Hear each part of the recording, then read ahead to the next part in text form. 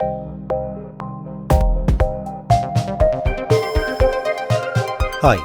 welcome to On the Investor's Minds. I'm Tai Hui, the Chief Market Strategist for Asia Pacific at JP Morgan Asset Management. And thank you for giving us a few minutes of your time to learn about what investors are thinking about right now and how that fits in with your portfolio construction and asset allocation. Now, after a weekend of negotiation, China and the U.S. have declared a 90-day truce on their tit-for-tat tariff war. Essentially, both sides will pull back from the escalation in import tax increase implemented since early April.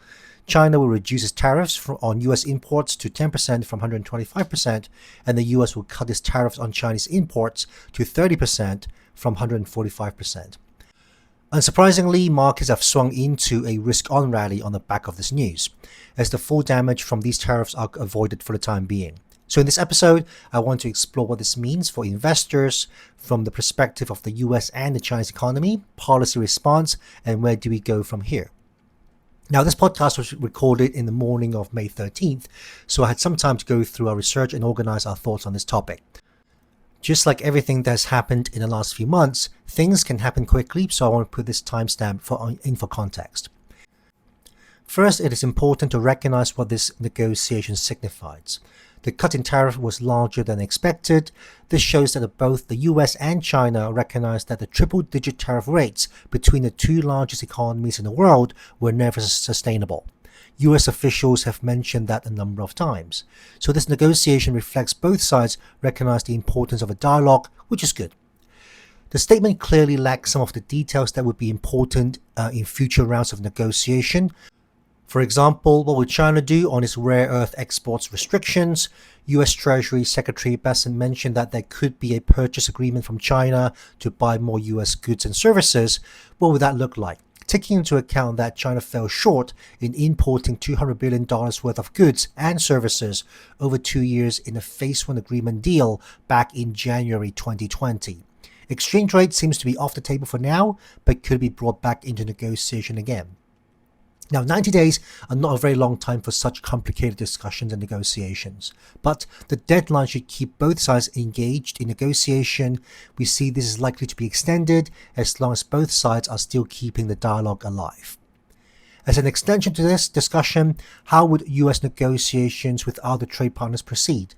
Based on the US-UK trade deal, which was also short in details, the 10% baseline tariff announced by the US on April 2nd seems to be the base case for now. We could see more trade negotiation framework with major trading partners, such as Japan and South Korea, to emerge in late June, early July, before the 90-day reciprocal tariffs postponement coming to an end. Now, for the US economy, the effective tariff rates for imports have gone from over 20% to just below 10%. By our calculation. The cutback on taxes on Chinese imports is clearly really important. This also means that the immediate inflation threat to consumers is reduced, but not completely eliminated. We need to remember that this average tariff rate was at 2.4% before Trump's inauguration, so the current level is still 4 times as high as where we've started. It will still be difficult for the supply chain to fully absorb this price increase without passing it on to consumers. The inflation threat that the Fed fears has come down to some extent. Fed Chair Jay Powell in last week's FOMC meeting mentioned that inflation from tariffs is typically a one-off event, but the Fed will be watchful whether this is going to be persistent. With lower tariff rates, the Fed may be less concerned about sticky inflation. On economic growth, CEOs and consumers may breathe a sigh of relief as well. But investment decisions could still be modest as businesses remain watchful over future trade negotiations and try to work out a pattern on how the Trump administration will proceed. There are also other factors at play, such as the Republican budget proposal that could come in the weeks ahead, Trump's sector-specific executive orders, such as the proposed reduction in drug prices, as well as other regulatory issues.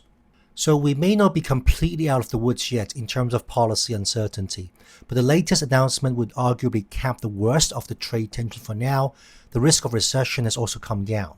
This could mean the Fed could stay at its current policy rates for longer if the downside risk to the economy is reduced.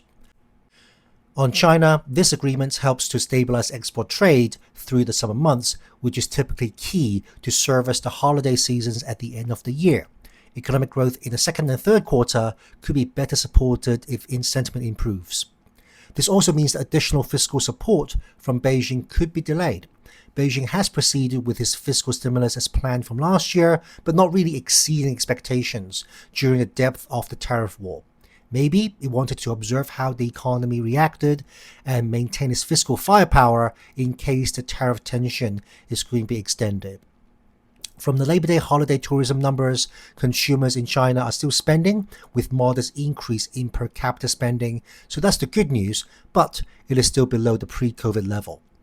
With last week's announcement by the People's Bank of China on rate cuts and also introducing a number of relending programs, we may get through the rest of the second quarter with few policy announcements.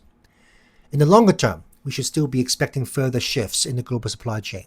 One can argue that this agreement yesterday was brought by the fact that supply chains cannot adjust quickly enough, and the truce is a way for the US to allow more time for its companies to take a more holistic look at its suppliers and diversify.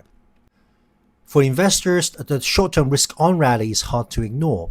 Reduced risk of stagflation is something to cheer about.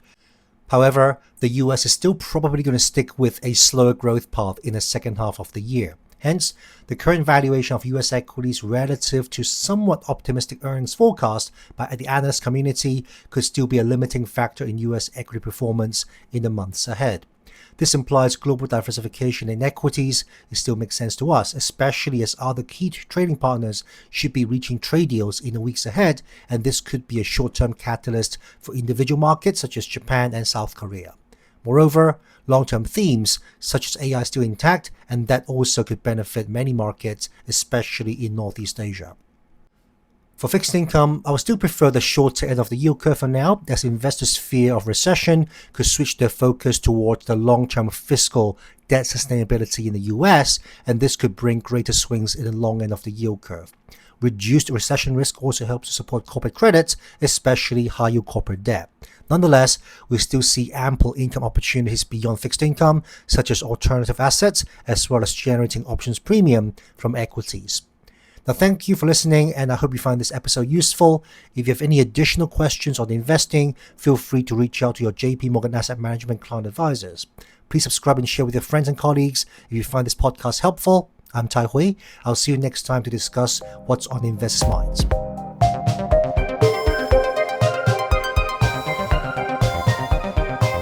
This content is a general communication being provided for informational purposes only.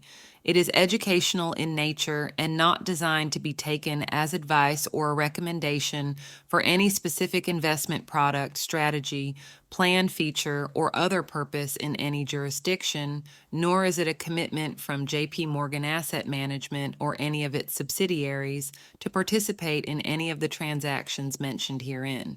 Any examples used are generic, hypothetical, and for illustration purposes only.